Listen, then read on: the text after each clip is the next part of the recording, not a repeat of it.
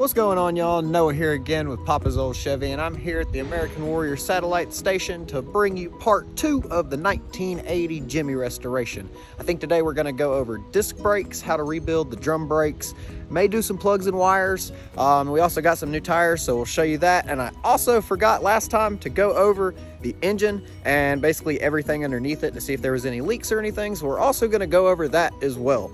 But let's get started. To start off, this is what we're working with. These are the old disc brakes, the old brake pads and everything up front. So we're going to show you how to disassemble these, as well as the nasty old drum brakes that I cannot stand, but we're going to rebuild them anyways because we need brakes. So we've already sprayed some rust remover down here to make these bolts come loose a little bit easier, but there's only a few things that you actually have to do to get the pads off and to get the entire rotor off. You're going to want to use an Allen head on the back 2 bolts. And always remember when doing this, righty tighty, lefty loosey. You are now going to do the same thing to the bottom bolt.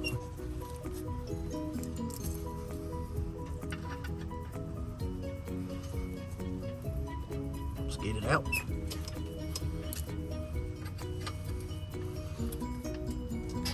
After they've been broke loose, you should be able to come to the back and come out like so. Then to the bottom one, undo it, pull it out, got it, good.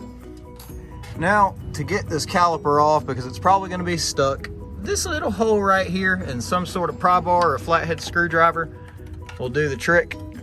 Stick it in like this, whoa. Stick it into the top like this and loosen it up just a little bit, it'll come off like that. Now that we got this caliper kind of loose, we're going to take some sort of bungee cord or string and wrap it around the top control arm. Get your caliper and get it off. Don't pull on the brake line.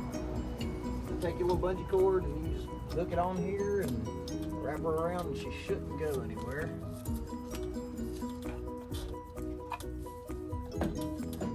Mount it on the, put it on the bottom of the A-frame, put it on the bottom control arm and just kind of let it rest. You can see it's hooked, it's not gonna go anywhere, it's mounted, the brake line's not stressed, so we're good here. Now, we gotta take off the rotor. First thing to get the rotor off, you're gonna have to pop the cap off that goes through your wheel bearing. There's gonna be a cotter key in here and then a nut that wraps around. Pull the cotter key out and undo this. All right. Get you a pair of cotter key cutters or pullers, or whatever you want to call it, and just kind of work it out a little bit.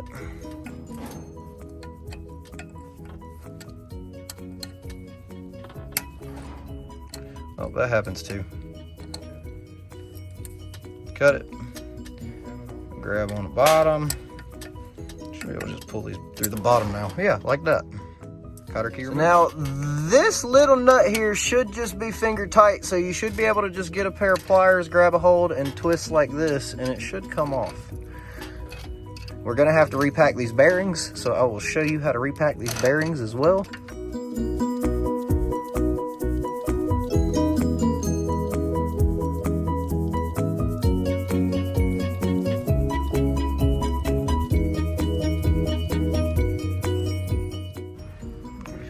Real nice and easy.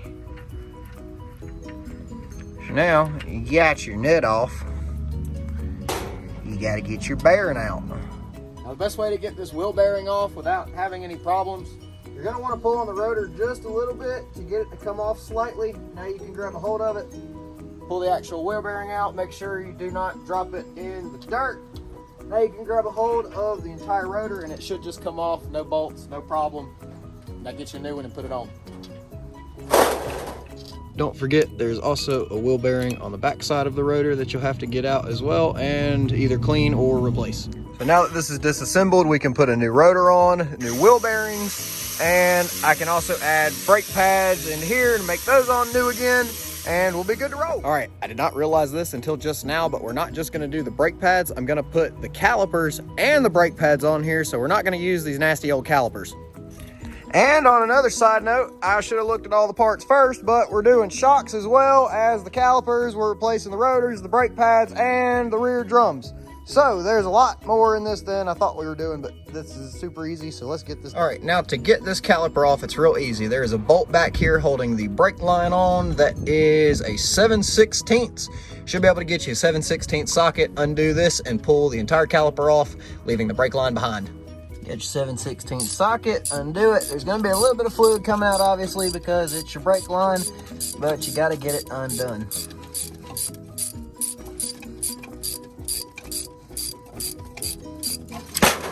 Well, that's one way to do it. You undo it and it just kind of collapses, and well, it really doesn't matter because we're replacing these anyways, but yeah, just for reference, that can happen. Which, in other words, you probably should hook this thing around the other way, but you know, I did it this way anyways, and it works sometimes, but you may run into that problem like I just did, but it really doesn't matter, like I said, because you're replacing the entire caliper. So after we got the wheel bearing out of the rotor, we got it all cleaned up, and it's time to repack. So this is what you call a repacking tool. You'll take the bearing, push it down inside there like so. Then you take this little jewel right here, and then you just start pressing.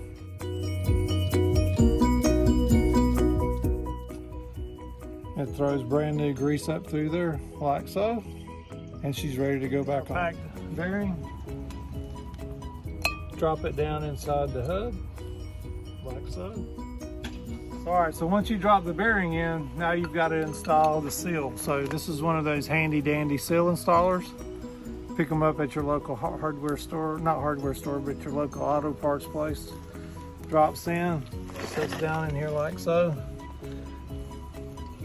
Give it a couple of good taps with a hammer to get it started.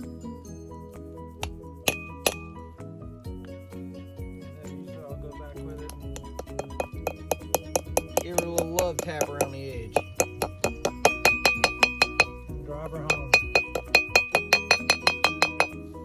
And there you go. She's in. Now onto the front side. Now you're going to do the exact same thing for the bearings that go on the front side of the rotor after you place the rotor back on the truck. All right, now that we've got the rotor repacked and ready to go, it's gonna be a lot easier to do this shock with everything off of here. So we're gonna take a detour and we're gonna take this shock off and replace it real quick. All you should need is a 3/4 inch wrench and a 3/4 inch socket. Take out the nut and bolt on the bottom, and then you should just take off the nut up top, and you should be able to pop this off, no problem. You'll have to undo the nut and bolt on the bottom like this. Super easy to do. Now you're gonna get the top one off the same way, but this one is just gonna have the nut. It should not have a bolt that comes out with it. Oh, there goes that. Rub everything down. Should be able to get this old one out and remove the shock. Now you can put your new one on. So now you got your new shock. It is directional, so do not put this thing upside down because you'll get a lot of liquid down into this thing. So what you're gonna do is come on the inside and on the top stud, top piece, slide it on, and then you're going to want to turn this where it fits. Compress it a little bit.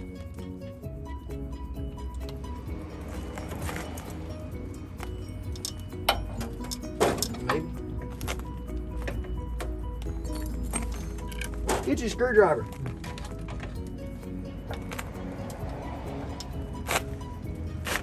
Pry it in there like that. Get your bolt.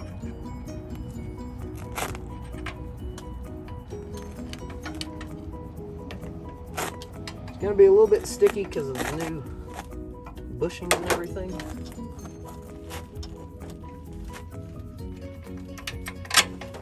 And you should be able to get it in like that. Get the old nut and put it on.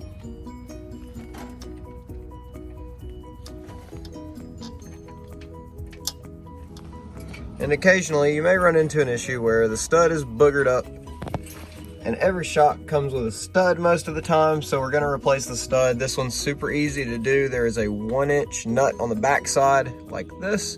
You can undo this on the back side of the frame and then pull this out with a set of pliers. Now you take the new one, put it in the hole like that. Then you come around to the back side where it comes through, and you take your nut this one-handed. Put it on like this. And then you tighten it down. New stud. Now we have new stud, new shock. The only thing left is to put the bolts back on.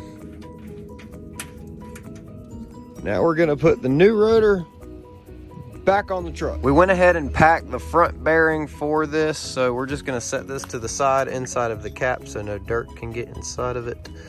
Set this over here. Good. We have packed the bearing on the back side already, and we have set the seal, so now we can place this onto the shaft. There you have new rotor.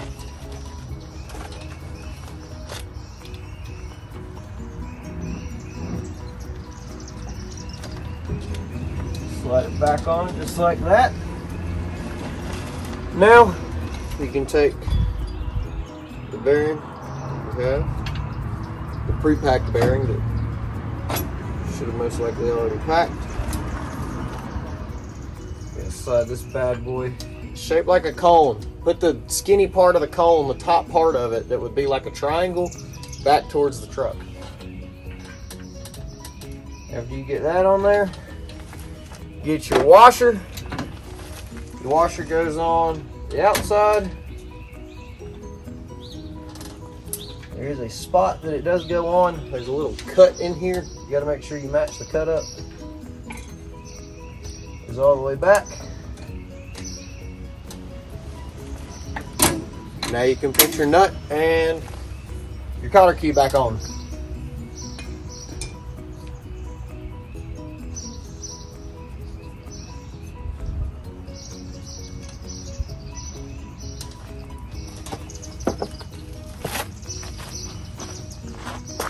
Now for the castle nut, you're going to want to get it snug with your fingers.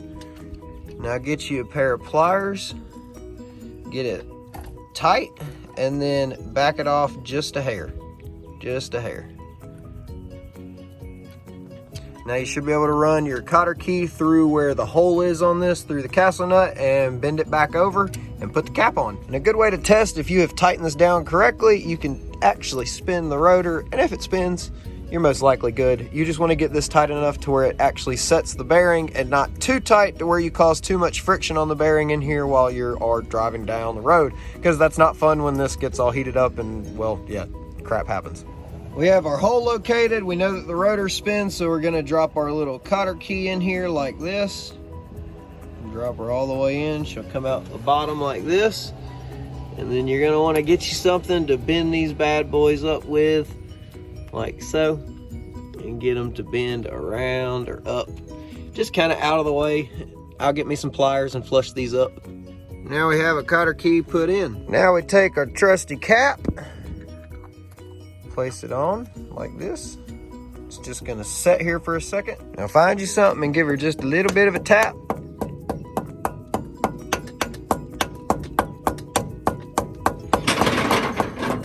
Until she's flush up in there, and don't forget you leave tools up top because they like to fall off sometimes. But yeah, just love tap this thing a little bit and you're good to go. Now we can move on to the caliper. We have new caliper. We have new brake pads. Once you get the caliper out of the box, you'll have two brake pads, and they will look slightly different. One will have a lip, one will not. There will be a space in here for the one with the lip. You can drop it in like so. Very easy. Just leave it sitting here. This is fine. The brake pads will come with clips. This clip needs to go on the back side of the brake pad that goes on this side, just like this. Clip is on the brake pad. Now we will take the brake pad, set it on the inside, and push it up against it. Make sure this one is sitting flush. After we get this flush, we can actually take this and put it onto the rotor. Now, the thick side of the caliper goes to the back end just like it was when we took it off. Hold the brake pad that's on the inside because there's not really anything that holds it there, so just keep it in place. Bring it back around. Find the divots.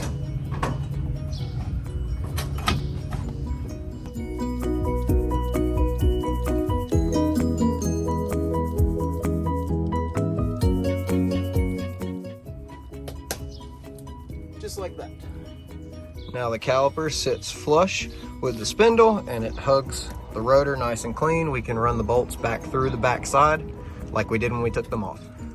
We have new bolts, so go to the back side where the hole is. Should be able to run it through just like this. See, it comes through right here, and just make sure that this lines up. And after a lot of wiggling and jiggling, we got this bolt and this bolt all the way through. So now take your Allen head and you're going to tighten this thing back around. And just make sure that you can see the heads coming through right here. Now we're going to reconnect the brake line to the rear piece right here. It will come with a bolt and 2 washers. 1 washer goes onto the bolt first. Ow. You're gonna run the bolt through the actual brake line like this, and then you need to put the other washer on the bottom side of the bolt like this. And then this can run into the back of the caliper just like this.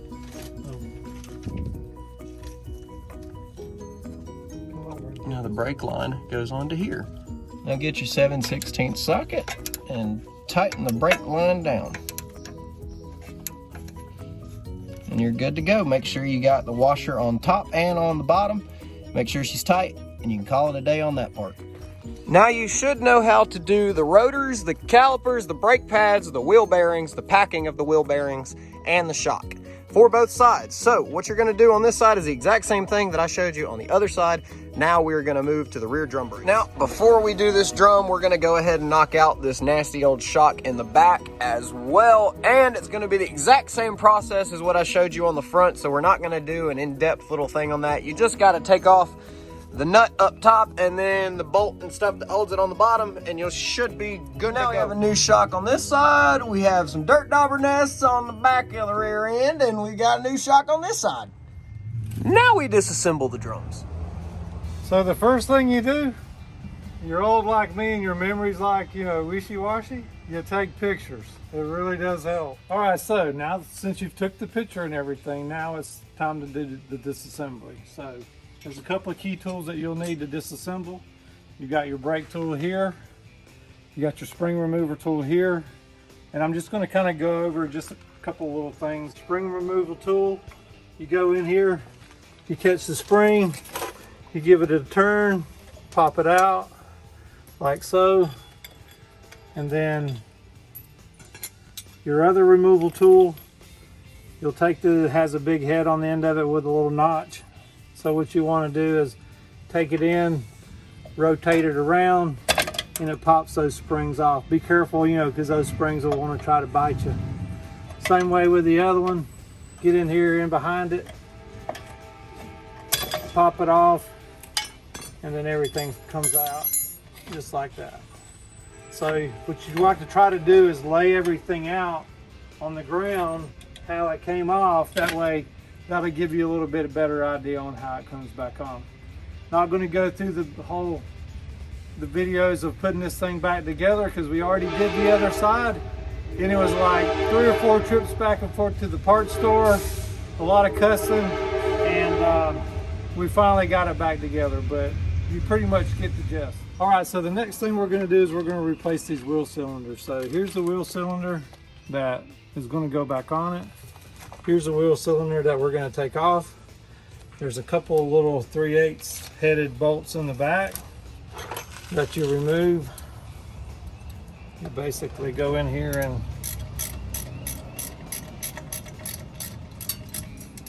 all right, sometimes these little bolts, if they've been on there and they've been old, they'll get rounded off. This one's not rounded off, but we do have one that's on here that is rounded off. So basically what I did is I went in and got a 9mm socket, which is the next metric size down. We'll take it, set it on top of it, and then we'll hammer it on here, and hopefully that'll take it off. So we'll run through that right quick and let you know what happens. If that doesn't take it off, you're either going to have to cut it, figure out another way of getting it off. But I've been kind of successful doing it that way, so here we go.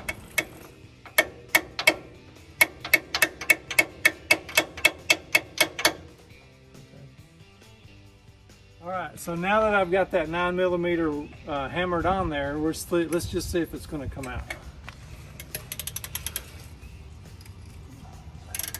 Hey, guess what? It worked. And I'll show you what it looks like.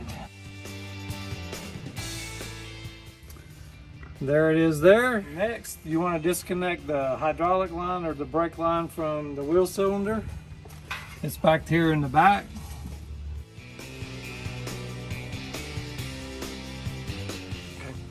And then the wheel cylinder falls right out. Wheel cylinder, and there's the line that you just disconnected. You put the new one back on and then just reverse your sequence putting it back together. You'll have wheel cylinder, 2 bolts in the back, and the hydraulic line to reconnect. Once you get the brakes put back together everywhere, now you have to bleed the brakes so your brakes actually work like they're new, because if you don't, you're not gonna stop. Add you some brake fluid into the reservoir. We're gonna use the trusty Mighty Vac first, and we're gonna draw the fluid through the system at each wheel cylinder, and then we'll go back and pump them and make sure they're all the correct. So the way this actually works is you got a Mighty Vac system here. So we fill the reservoir up top.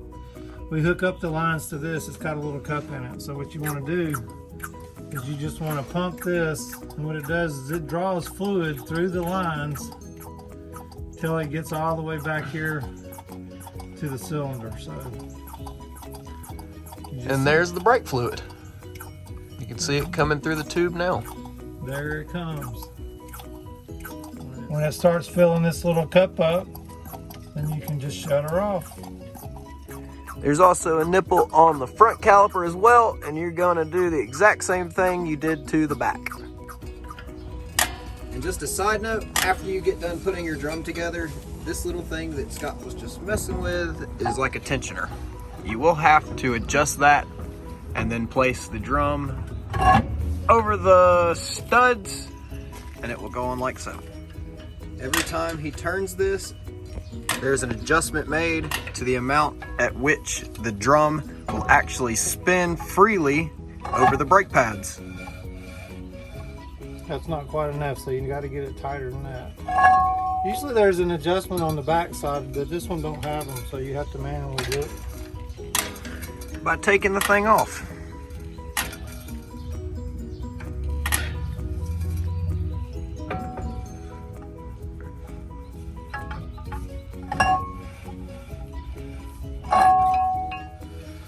Just want a little bit of drag. And after getting in the truck and doing the test on actually trying to bleed the brakes, the pedal did not get much stiffer than it is right now, so we are most likely going to have to change out the master cylinder, so stay tuned for that. Now we have rear brakes, we have front brakes, we've also got the shocks on the front and the rear. We've got new headlights. Now let's check over the engine for any leaks.